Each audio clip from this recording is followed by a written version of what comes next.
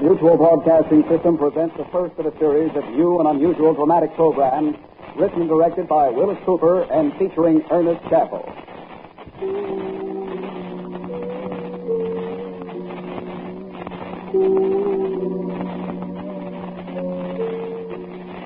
Quiet, please.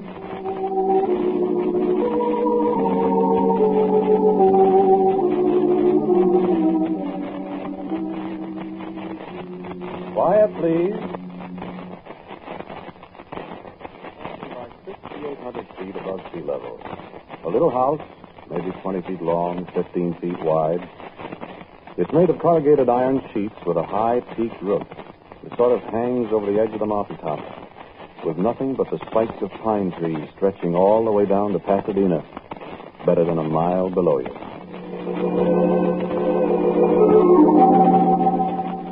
You ever get out to California? Well, if you do, go up there sometime and take a look at that little house. But look at it through the fence that surrounds it. That's far enough, through the fence.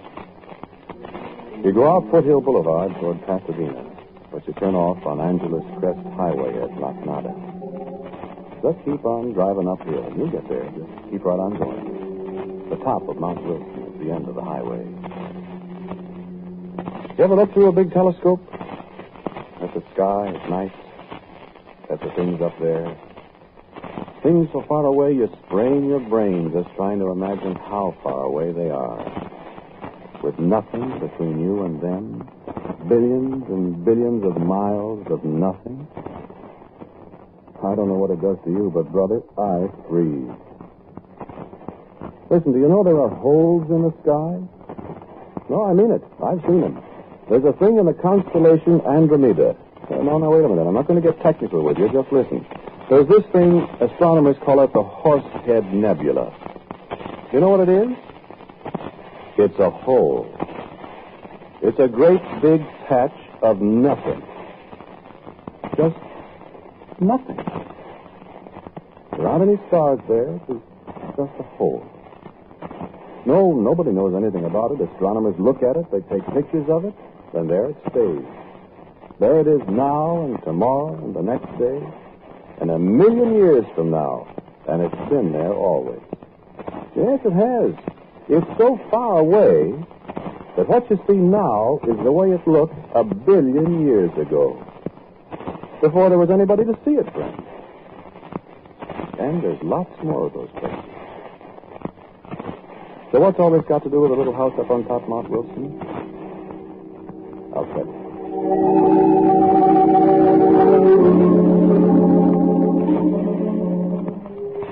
This was quite some time ago. I'd been living in California, see, for several years.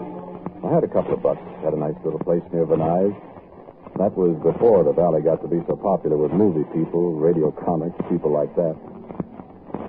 And it wasn't bad living alone, waking up in the middle of the night hearing the Southern Pacific Lot whistle for a crossing out around Chatsworth, listening to a dog howling way out across the valley, going back to sleep. I don't get back to sleep so easy these days. Well, these people from Cleveland were out there, Aldo Minucci and Hugh Grant. We used to be great friends, Aldo and Hugh and I, so nothing would do but they'd come to stay with me. Well, it was all right. I had a Dodge convertible. The boys got quite a kick out of California. That's how we came to go up to Mount Wilson that day. Aldo and Hugh had been, looking around for odd places. They had some ideas. So one day we were having breakfast, and they were looking at an automobile club bulletin. Aldo said, let's go to Mount Wilson. So we did. I've been up there once before. You know how it is in California. I knew everything. Well, I thought I knew everything. I found out different. We were inside the big dome where the 100-inch telescope is. It's like being inside a giant's watch. The telescope is in the middle, a big spidery framework with ladders climbing all over it up under this dome. The tourists stand on the kind of a catwalk around the edge while the astronomer explains as much as he thinks the apple knockers will understand. There were just a few of us that day standing close to a little kind of pulpit, listening with our mouths open. Yeah, it is like a pulpit. I got to thinking that day how the astronomer looked like a priest up there. Nice old white-haired fellow, like a priest. And I was thinking he was talking about the heavens, too. I'd seen it all before, but my mouth was as wide open as Hughes and Aldo's. And the Earth is moving through space, too. It moves around the sun at the rate of about 18.5 miles per second. So therefore, you see, we must, in order to keep this telescope focused accurately on the celestial objects we are observing, neutralize those motions mechanically. The telescope itself, as you will observe, is controllable in any direction by this motor. Watch the different signals. Notice the motion of the telescope. And the final movement, the rotation of the entire dome, exactly synchronized with the speed of the Earth through space. Watch through the shutters above the station.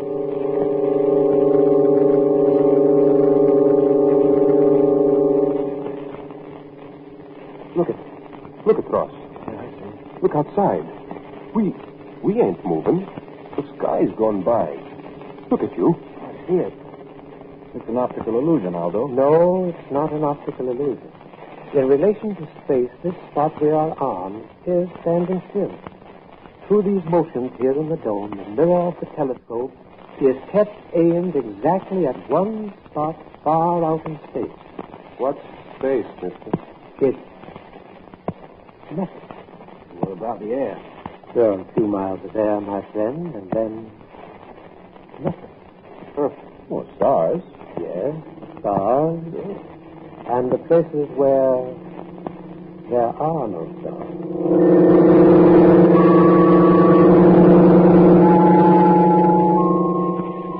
My skin twitched a little when he said that. The places where there are no stars. Did yours? Well, the show was over. We went outside into the sunlight. We walked across the long wooden bridge. There's a deep gully in front of the dome. And down a little path past the thing they call a coelostat. A small dome on legs about 100 feet high. Thing they study the sun and sunspots and things like that with. It was quiet up there along toward the middle of the afternoon. There was a chill in the air. We were just talking. It's an odd place, and you get kind of impressed. The people impress you. The astronomers. They live up there all by themselves. They look at the sky.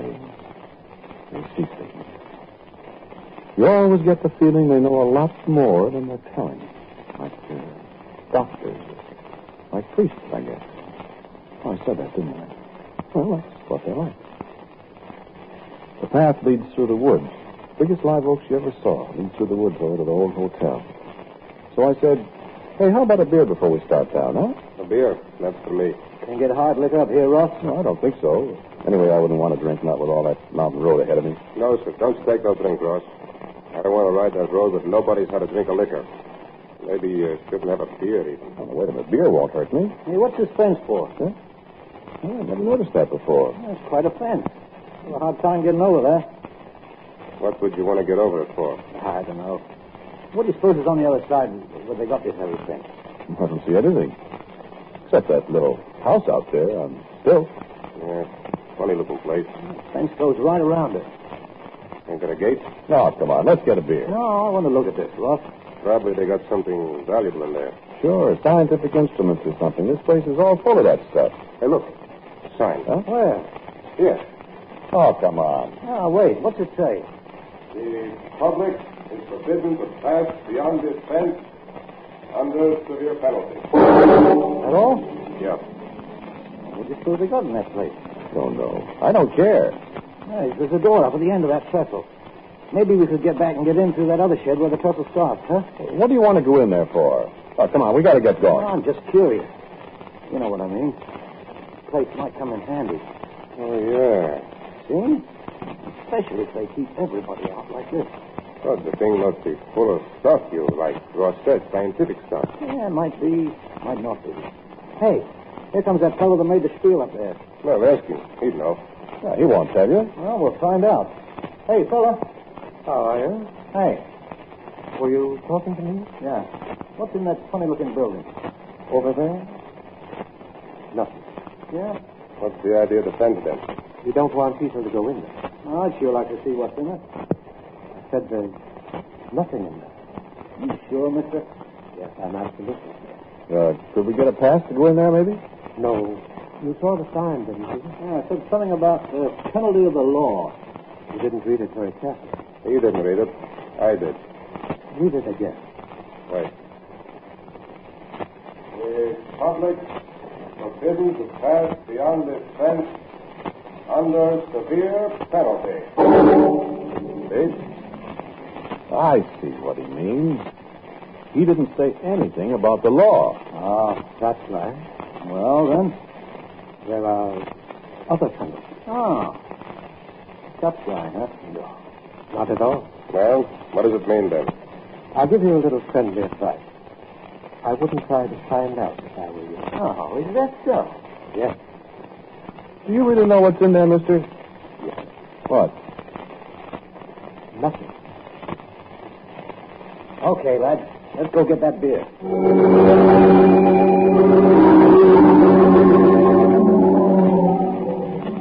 Well, of course, you know it was up. You're way ahead of me. My Cleveland pals weren't in California just for a vacation. There was a bank I'd had my eye on for a while out in Pacific Palisades. It wasn't the first bank that Minucci and Hugh Grant and I had worked the deal on. I didn't go much for this place up on Mount Wilson with nothing in it and a fence around it. Aldo and Hugh, well, after all, could you find a better place to stash away some dough? Nobody could get in, they said. And if we could... Well, so I bought the idea finally. And to make a long story short, we took, I think it was $53,000 out of the bank. 53, 54. Well, what's the difference? It's all gone now. It's a long drive from Pacific Palisades over Sunset Boulevard, then up Beverly Glen to the valley, through Venice to Sunland, down past the sanitarium on Foothill Boulevard to where you turn off on the Angeles Crest Highway. The long drive, especially at 1 o'clock in the morning. That was when we pulled out of Pacific Palisades. It was summer. Just after you turn on the mountain road, you're not allowed to smoke. You see, a fire warden might come along, and those guys can tell somebody's smoking in a car a half mile off. They throw you in a can for it, forest fires. Well, we didn't want anybody stopping us. It was risky enough anyway, because practically nobody ever drives up there late at night. Well, early in the morning, I mean. Well, we didn't meet anybody. All three of us were jittery with no cigarettes. That road. Tough enough in daylight. Boy, in the dark. It was 4:30 when we got to the top. The hotel was dark. Cabins were dark. But the sky. It was just like socks with stars. Why, you could pretty near reach up and touch it. I remember the old guy in the 100-inch dome. Nothing between us and the stars. And down below, well, if you've ever been up there at night, you know what I mean. Just like looking down at the stars. The lights are 17, 18, 19 pounds. Pasadena, Los Angeles, Hollywood, Venice, San Fernando, Culver City, Santa Monica. It makes my hair stand on end when I think of it. And I haven't seen it for, never mind how many years. Well, we stumbled through the pitch dark. We got off the path 3 times, nearly fell down through it. And, brother, that'd be a fall. We still couldn't risk a cigarette. It was dark. Hugh Grant was in front, then me, then Aldo. We each had briefcases. Hugh had a pair of those big flaming wire cutters that would go through a steel cable. All of a sudden, he bumped into the fence. What's the matter? Fence. Where are you? Stand still, will you? Dark. Shut up. Listen for a minute. Hear anything? No. No? See anything? No? Look. What? The dome over there. You see somebody? No. Them two big windows up there. With that big round dome looks like somebody watching us. Sure does. No, cut it out. I'm going to try the fence with a cutter. Want the flashlight? No. I wish we... What? No, forget it. I just don't like that place. Now get out of the way. Want some help, you? Just keep out of the way. Wait. Hear anything?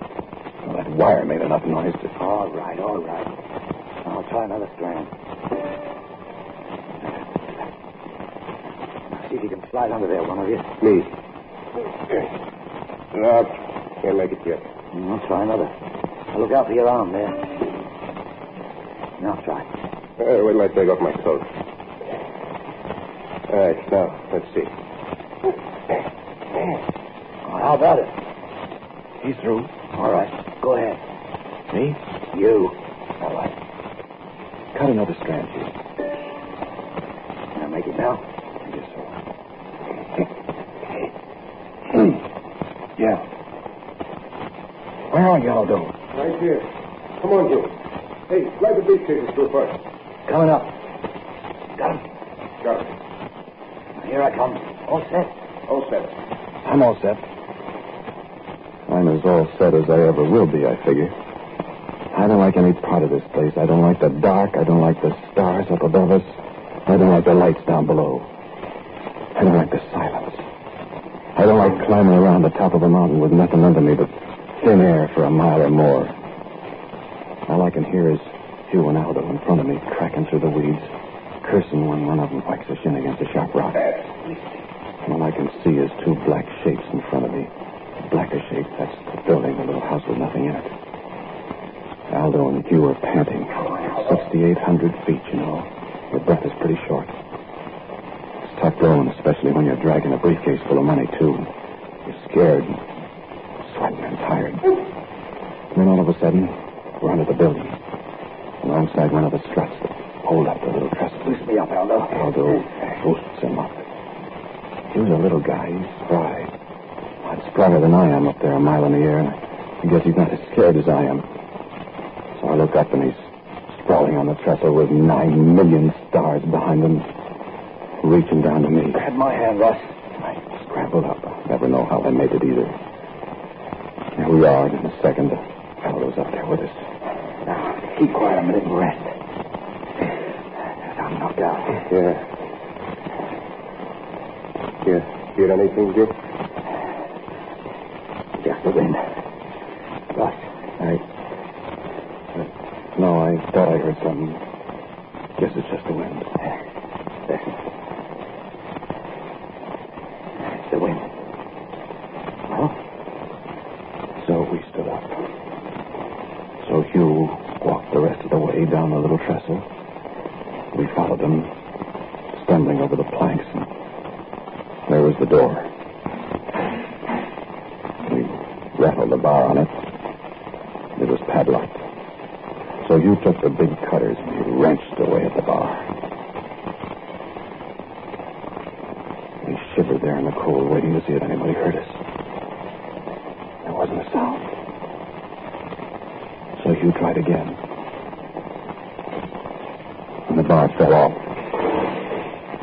He kept still for another minute. And then... Open the door.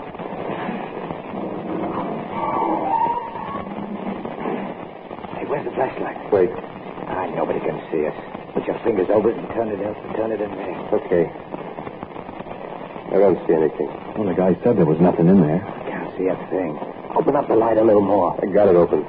Oh, black in there. There's something the matter with the light. Oh, there ain't. Look. Turn that light off me. Look now when I shine it inside. Nothing. Well, there's got to be something in there. Nothing, the man said. Can't even see the floor. Well, I'll find out if there's anything in there. No, don't go in. Can't tell what's liable to be. Well, look out. I'll toss a briefcase in. No. Throw the wire cutters in. Oh, where are they? Here. For the love of Mike, look out, will you? Keep still. You'll wake up the dead. Well, nobody heard us, I guess. They're shot with luck tonight, no kidding. I'll give you them cutters. Here. Shine the light in there. sure can't see anything, can you? Come in. Get out of the doorway. Keep the light in there. Go ahead. Run against the far wall. All right. Look out. Where'd they go? Tossed them hard enough to bounce. Move the light around. I can't see a thing. I can't either. There ought to be. The light just kind of seems to... Oh, cut it out. There's probably some kind of stuff on the floor. Powdered. Maybe they fell into it. Here, stand to one side, Ross. What are you going to do? I'm going in to look around. You got a gun, Aldo? Just this little 32. All right, come on. Ross, you stay here and watch. And listen. I wouldn't go in there, Hugh. Nobody asked you to. I'm going. Come on, Aldo. Listen, you. You've got the screaming meanies, too. And come on with that gun. There's nothing in there. Look, Hugh. Come on, let's get out of here. Oh, shut up. Here. Might as well take the dough, too. We can stick it in there. Well, go ahead, Aldo, with the light. You go first. All right. Now stand there and keep your ears. Hey, Hugh. Where are you? Can't see him. Listen, Aldo, don't go in there. I got to. Hey, Hugh. Hugh. Where are you? Listen, Aldo. Keep your eyes and ears open now. We'll be right back. Hey, Hugh. You all right? You coming in, Hugh? Hugh. Aldo. What's in there? Hey, Hugh. Okay, Ross. Something's the matter with him. Here I come. Hugh. I'm going to... Hugh.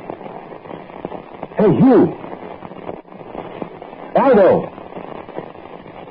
Hey, what's in there, you two? Hugh.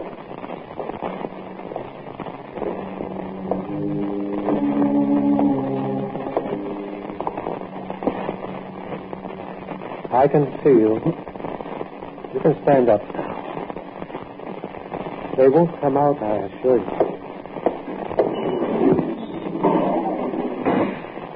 Come on, son. Stand up. I've got a gun. No, you haven't. Stand up. When my friends come out... They're not coming out, my friend. Stand up. You wouldn't believe me when I told you. What's in there? What's in there, I said? I told you there's nothing behind that door. My friends went in there. They're not there now. There's nothing in there. You understand me? There's nothing in there. Listen. No, you listen. No, I suppose you do no good to tell you. Tell me what? I'd better show you. Show me what? Come with me. No. Come with me. I won't. You've got to... Wait. Wait for me.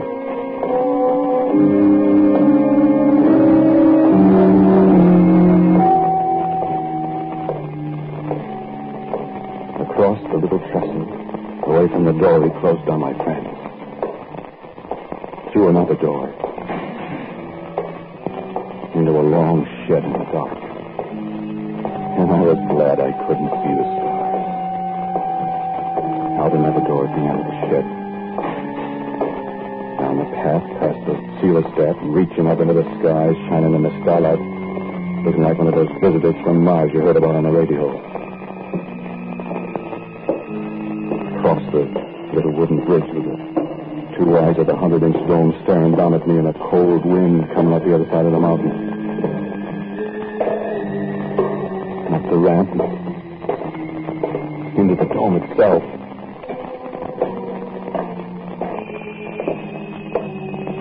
And up the iron stairs.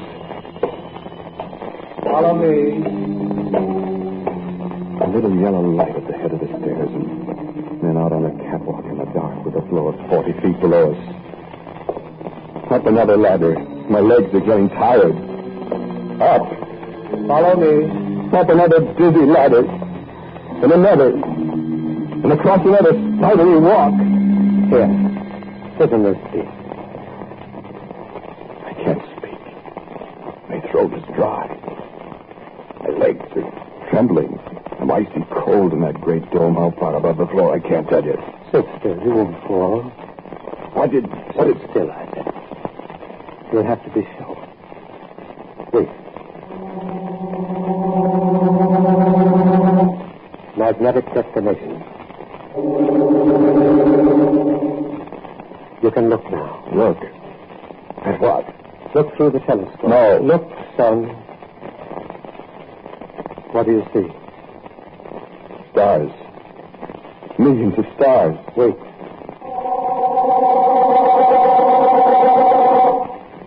And look again. What do you see? Nothing. Nothing. What? Now?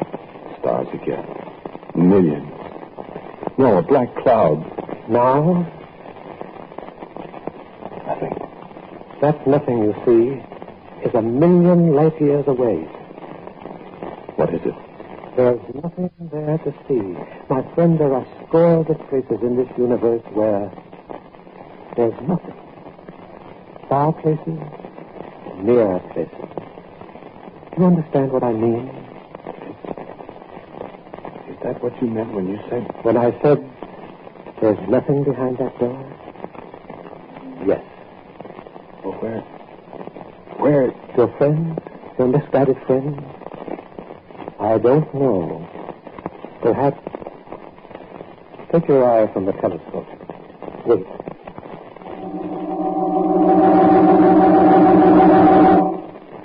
Look now, if you dare. Well, what? Look.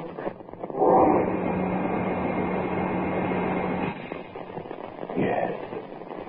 You guess what I saw. You guess what I saw clawing through black clouds of nothing. You guess what eyes I saw. I saw nothing.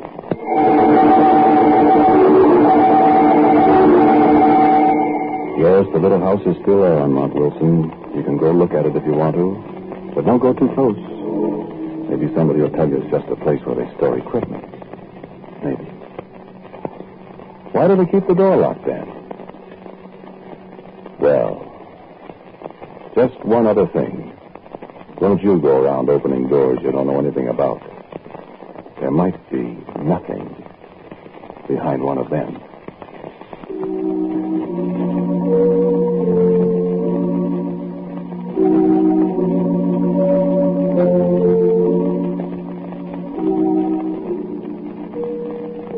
You have just heard Quiet Please, which is written and directed by Willis Cooper. The man who talked to you is Ernest Chappell. And the man who played Aldo Minucci is Martin Lawrence. Pat O'Malley was Hugh Grant and James Van Dyke, the astronomer. The music was composed and played by Gene Palazzo. And now for a word about Quiet Please for next week, here is our writer-producer, Willis Cooper. Bill? I've written what I think is an exciting and unusual love story for next week, Chappie. You're welcome as our guest, the charming star of stage and rodeo, Claudia Morgan. Quiet Please for next week is entitled, I've Been Looking for You. Until next week, then, quietly yours, Ernest Chappell.